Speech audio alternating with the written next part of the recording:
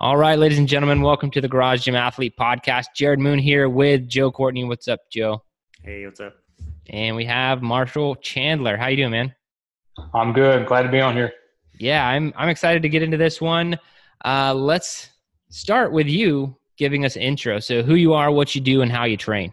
All right. I'm 30 years old, married. Been married for 7 years now. Got 2 kids. My boy's 2.5. My girl just turned 5. I'm a police officer in Charlotte, North Carolina. I've been an officer for 6.5 years now. So that's become my why for training. I've been training around being fit for duty. I first got turned on to this kind of strength and conditioning coaching when I was in police academy. Of course, I fell in love with CrossFit back in like 2012. I first saw it on TV 2011. I'm like, wow, this is awesome. This is like a competition of fitness. Like I've never seen this before, even though it had been around for a few years already.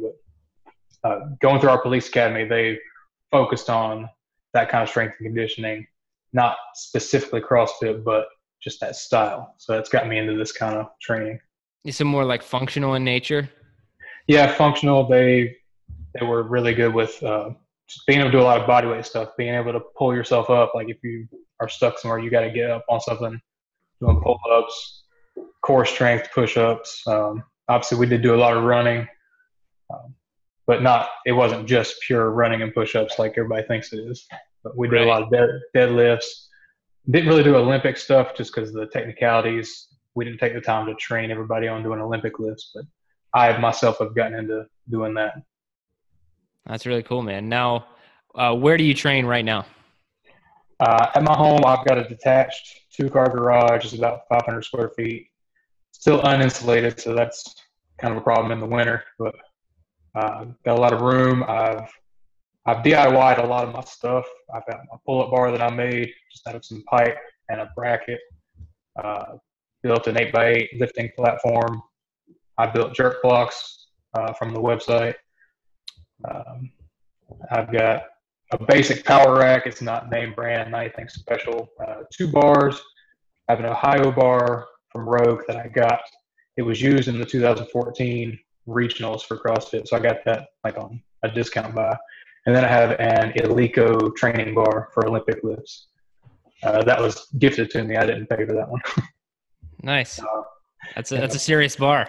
Yeah, that's definitely a serious bar. The knurling on that thing will kill you. Like that's one lift at a time. I've tried to do like a workout with multiple lifts on it, and like it tore my hands up. Yeah, some serious grip. That's great. So Spent up for the important parts, and you built some of the other fun things. That's a good way to do it. Pay for the good stuff. I got a rower. I've got the bars. I've still got old Pendlay Echo plates that I'm using. I've built a lot of the stuff just to save money and just to make it how I wanted. So would you say that? Well, I mean, it just sounds from your setup, right? I mean, you're pretty into, and you mentioned it earlier, but you're pretty into the Olympic lifts. Is that like a big passion of yours? Yeah, it has been. I did Pendlay's seminar in 2014. So I'm technically a level 2 certified Olympic lifter. I've been on and off of it. I'm kind of what you call a program hopper. I've not really stuck to anything long term. I first found you in either 14 or 15 when you first came out with Accelerate. That's when I first got into Go3. I first did Accelerate. I think that's the first thing I stuck through all 12 or 13 weeks. That's a tough one to stick through. Yeah. And I would bounce back between, like, I did Ben Bergeron's comp train because I wanted to do CrossFit. And then I was like, well, I need to get stronger with Olympic lifts. I was like, I'm doing Cal strength Olympic lifts. And I was like, well, I need to do more, stuff for me, stuff that I can just take an hour and do. Like, so GGA, Collegiate Athletes right here. It's perfect. Yeah. And then I was on Hard to Kill, or I was on the strength track end of 2018 after 2018 was my Spartan race year. And then I got back into strength at the end of 2018, and then I signed up for a CrossFit competition for this past April. Nice. I took a break from this to do like CrossFit specific stuff, but it didn't really pay off because the whole competition was just based on engine. It wasn't really anything specific with like gymnastics or movements. It was just who's got the best engine. So Yeah, man, skill works. It's overrated. It's yeah. In the grand scheme, if you're not competing like in like high level CrossFit, then yeah, like I don't need to. I'm not going to ever have to handstand walk on duty or right anything like that. But I'm going to have to pick stuff up, move it, carry it, run. Yeah, like there's no doubt that skill work, that stuff is a lot of fun. And there is a lot of like if you can walk on your hands, you're a pretty functional athlete. Like you have core stability, like you can do some really cool stuff. But it's when you start focusing on those things at the expense of, like you said, if you're like a really serious athlete prepping for competitions or whatever, but if it's at the expense of gaining some strength on the barbell or, being able to run a little bit faster or lift and carry, throw, something like that, and you'd rather be able to do a double under or, a muscle up or walk on your hands and not, pursue that other ones, then it's not going to pay off as I think in a life setting more than just like traditional training will. Yeah. Yeah. So after that competition, I've rejoined here. I'm back on the hard to kill track. Probably gonna be like Joe. Probably gonna stay here forever. Yeah. Yeah, man. Hard to kill for life. Planting my flag. Yeah, we need to make some hard to kill for life shirts or some variation of that. That's gonna have to. Like how they have chips for people that go to meetings. At some meetings, we're just gonna have like our harder to kill. Like, oh hey, 6 months hard to kill. Oh hey, 18 months. Yeah, perfect. It's go ahead and put that in the hopper, Joe. We're gonna have to start working on that. All right, man. So, what was the big reason for starting the garage gym? Because I know I've worked with a lot of police officers. We've had a lot in our programs over the years, and I feel like it can be a really mixed bag. I think it's probably dependent on your department, right? Like whether the department is focused on fitness or if it's really just an on your own thing. I just feel like, there are certain standards there, obviously, but like it's going to be culturally dependent on where you're at, where you work and everything. So what's it like for you? And what was the big reason for starting the garage gym? Well, my main reason was to have somewhere close. At the time I was like in the CrossFit, I drank the Kool-Aid, I love Rich Froning still. But the closest box was a good 15-minute drive, and they didn't offer many good class times that would fit my schedule. They still don't really. So I was like, I'd be much better off just doing it on my own. Just have my own stuff. I can learn from reading, watching videos. I'm getting coaching from y'all. Actually, Joe just reviewed my deadlift video, so that helped out with today's training. It's awesome. Yeah. So I didn't want to have the commute. I didn't want to have the strict schedule time. I like the freedom of the garage gym, and I can just follow like online programming like you. I don't have to do what the coach says every day. So yeah, and it's a detached garage, man. That's awesome. Yeah. You don't have to worry about waking up your kids. No, our old house was attached, and that was when my daughter was first born. So I did have to be kind of quiet with the quiet deadlifts. Yeah. Which that helps, like, lower it controlled. Yeah, right. I've been in that situation so many times. It's like not even funny with 3 kids. I'm like, yeah, there's like people talk about dropping. Like I've almost have a habit of not dropping from kids' nap times and like sleeping. Like I just almost never drop a barbell now, and it has nothing to do with like not wanting to drop the bar. It's just I got in a good habit of like, oh yeah, let's sit this down so we don't make too much noise and wake up a baby or whatever. Yeah. And we were in a tight neighborhood, so I didn't want to disturb neighbors. But now we're kind of on our own. We moved and got this other garage. And like as far as the job, each of our precincts has like a workout facility or weight room. That's really cool. Some are more advanced than others, and mine is one of the older. It's just like a regular office building, and it's got a makeshift weight room. It's very subpar, not a lot of room. There's some treadmills, free weights, benches. There's a squat rack, so I can do some stuff. Like if I had to go in early, I would have time to work out there. But we're actually getting a new office built soon, and they've described this new workout facility we're going to have, and I'm like, that's awesome. I can't wait. Like, building it. Like, let me tell you the list of the stuff we need to have in there. That was always my, like, things like that would happen in the military. They'd be building a new facility and, like, you know, they're talking about all this stuff and there was always some sort of, workout facility component attached to it or whatever. And that was the only thing I ever cared about. I was like, can we just talk about what's going in there and like what you guys are doing there? Cause you really can't botch this, you know, I want to make sure that you have it right.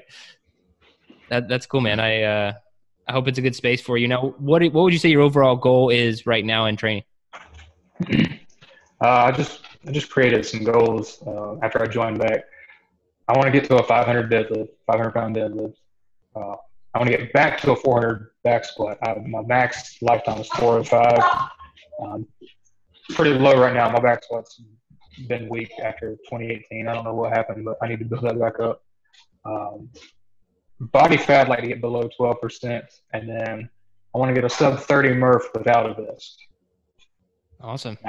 Memorial Day, I did Murph at our CrossFit box. They hosted it in the morning. I did it unvested, and it was 42 minutes. But the run is not ideal because you got to go up a hill, steep hill, then down the hill, then back up the hill, then down the hill. Then you're doing my Murph. Yeah, you're a Murph. Yeah, I live at the bottom of the hill. Version of it, yeah.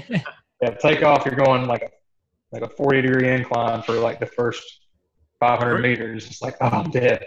The first one's okay. It's the second one after you're done all the squats and calisthenics. You're like, oh, I'm nauseous. I'm going up this hill. It's not good. I don't remember my legs being so tired the first mile. Yeah. That's what makes it way more apparent. I have a mile and a half loop here that the actual halfway point, I have to run straight up a hill, and then the pinnacle of it is 0.75 miles, and then start coming down the hill after that. And I've done repeats of that, like the first mile, and then first mile and a half, and then like I'll do another mile and a half after. If you're wondering like why the hell would you do that, get on the enduro track, you'll figure it out. Like that's kind of some of the stuff that's going on. But my legs, I always notice how tired my legs are or how affected they are by a hill the second or third time, but never the first one. The first one's always like, this hill it's not even a factor. But yeah, that can throw in some serious wrenches to your Murph. Sub 30, man, I think that's a really good goal for no vest, but definitely doable. I think it's very doable, and it drops pretty fast. I mean, my Murph time was in the 40s with no vest, and just doing it so frequently, it just, you know, each week it would drop pretty significantly. So definitely doable. Yeah, I watched your numbers the first time you did the year of Murph, and I was like, wow, it definitely helps. It definitely works doing it every week. Yeah, the more you do it, the better you get at it. It's a weird phenomenon. All right, man. So before you were a garage gym athlete, I think we kind of covered it, but so it was a mixture of CrossFit and Olympic weightlifting, would you say? Yeah, just on my own, just freelancing. Before all that, before I was ever a police officer in college, I did the whole bro session, bodybuilding, bench press. I'm stronger than you. It's a great start, man. We all have a past. Let's live in there. Yeah, that's awesome. Yeah, that's measuring the biceps with some tape. Tape. No, just me? No, okay. All right. No, yeah. We just don't want to admit it. Yeah, not publicly. Okay, man, well, how do you like training in your garage? You know, you've been doing it for a while. How do you like it? Yeah, I love it. The only thing missing would be a partner or just some kind of companionship. It does get boring on your own every now and then, just somebody just to compete with and, you know, motivate you. I know you came out with an article about self-motivation, and I've read that several times, and I do those practices, just writing stuff on my whiteboard, like this is where I want to be, this is how to get there, just keep going, keep pushing, you know, trying to get self-motivation. But other than that, I drop my kids off in the morning, come back home. My wife's already at work, so I'm like, all right, time to go to the garage. What are we doing today? That's awesome. Yeah, I mean, you know, I find that I always find a friend somewhere, anywhere, anytime I move. Like I'll find somebody who I don't necessarily want to train them, so you have to be careful about where their experience level is. Like I don't want to like somehow take on a client and like trying to teach them everything, but I need to know just enough to be dangerous to do the exercises. So like if you can, sounds like you might be in a little bit more of a remote area now, but if you can reach all out, my neighbors are senior citizens pretty much. Right. Yeah. That's not the invitation necessarily, unless you have like some badass senior citizens hanging around. I got a family that they walk the road every day, but I don't think they do anything close to what we're doing. Yeah, maybe an invitation. Say, hey, you could go get started with Garage Gym Athlete on your own, and then we can start working out together.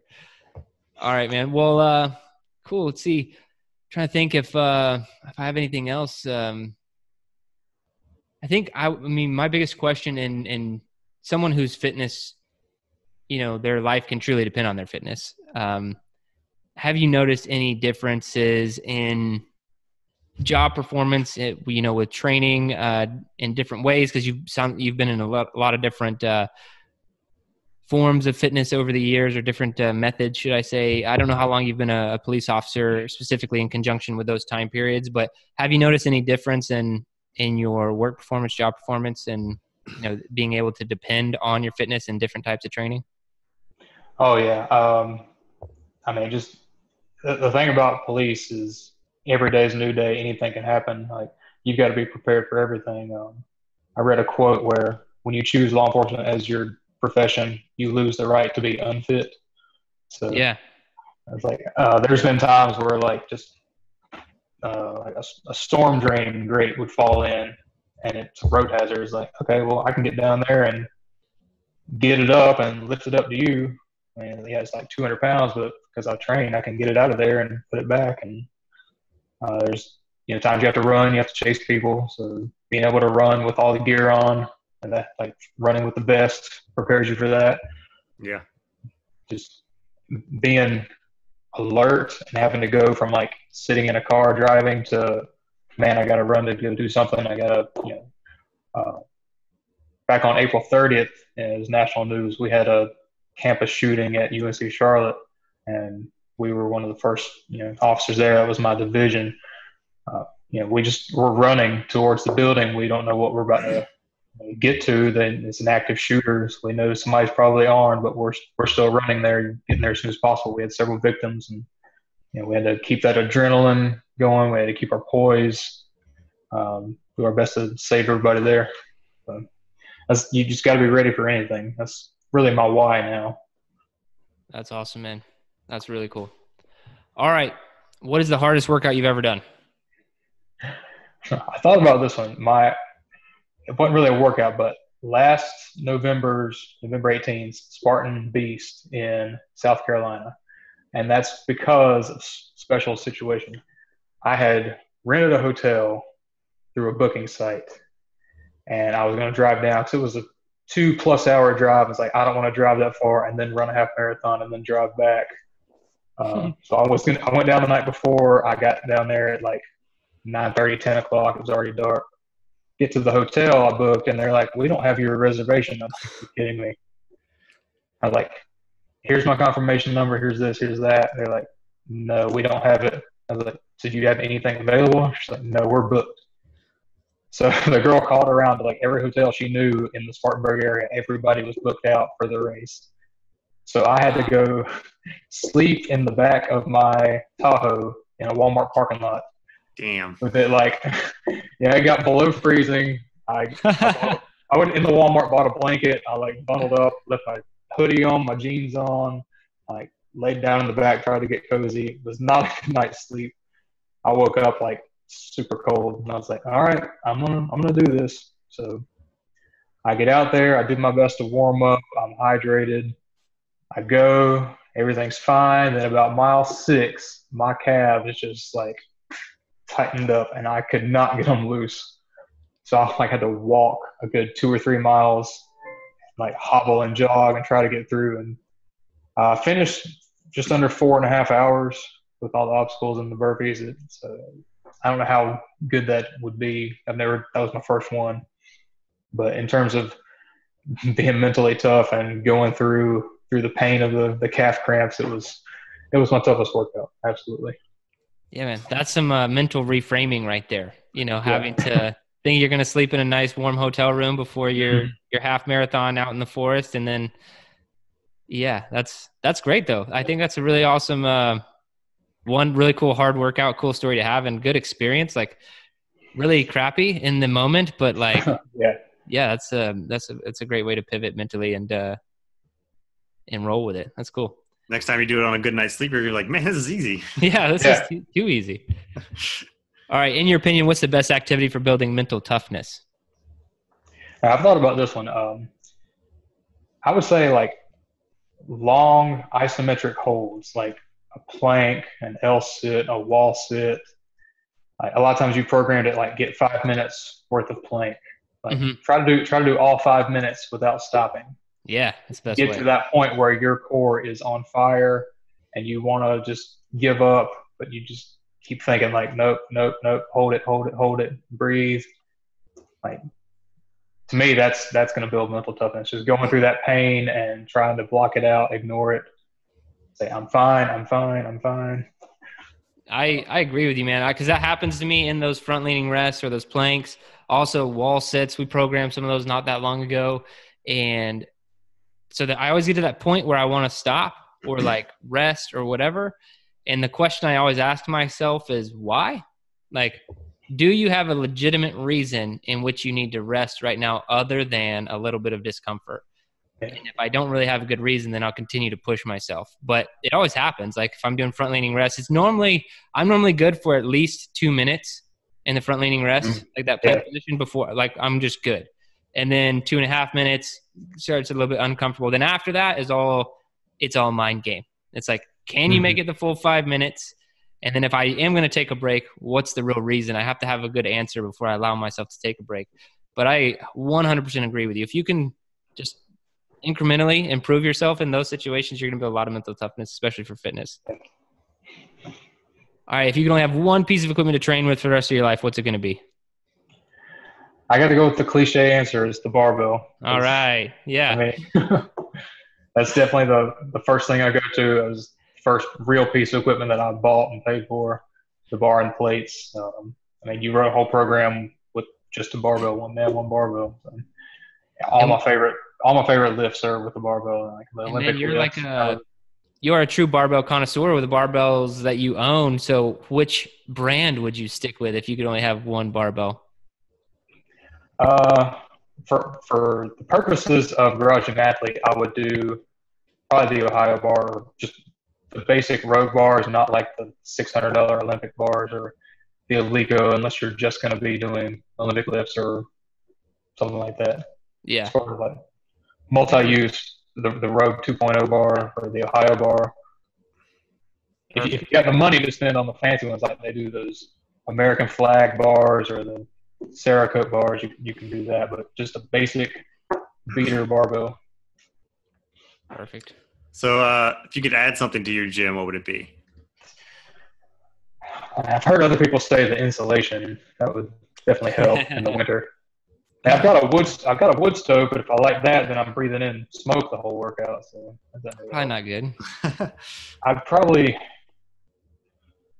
want a better power rack and rig, and maybe a higher ceiling. If I could raise my ceiling up, my ceiling's about 9.5 feet, so I've had to take one of the boards out so I can do muscle ups or wall ball throws when I was doing CrossFit. But higher ceiling and a full power rack with a real pull-up bar and everything would be good. Cool. Great. All right, man. What would your best advice be for all the Garage Gym athletes out there listening to this right now? Just pick a track and stick to it, and just don't question anything. Trust the process.